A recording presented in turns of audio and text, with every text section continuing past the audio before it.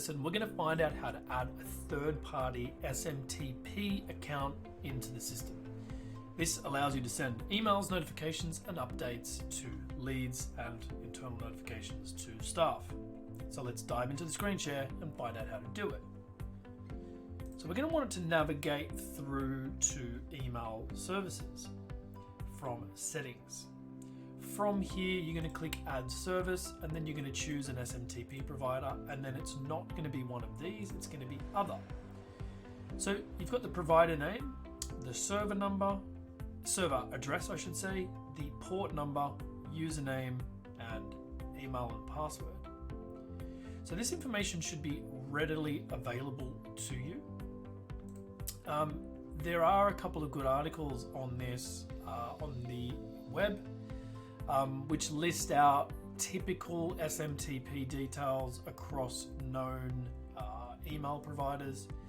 But essentially, this could be any domain and any email server, and you're putting those SMP details in here like this.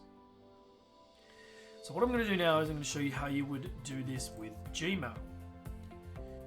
To add a Gmail address, it's not as simple as just putting your username and password that you would normally authorize through logging in to the Gmail user interface via the web. So to do Gmail, what we need to do is we need to click on Add Service, click Gmail, and you'll see it's asking for an email and password. Now this is not your email and password for logging into Gmail.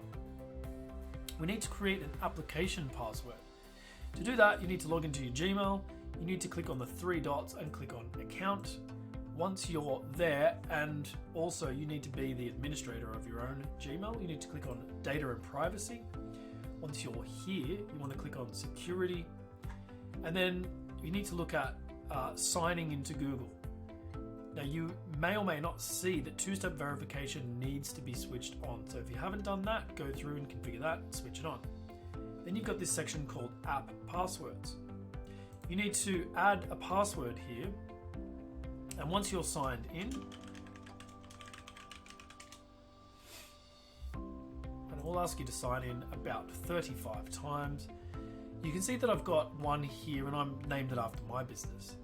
What I'm going to do is I'm going to click on Select App, click Other, call this Your Business, and then click Generate.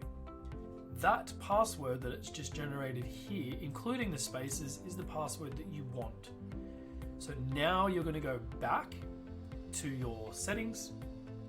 You're going to put in your normal email address, and then the password is the password that we just copied from there, and click Save. That's how you add a Gmail address and other third-party email services. To edit those, you would simply click on Edit. You can change various information, removing them, enabling them or disabling them, and setting them as the default. That's it for this lesson. We'll see you in the next one.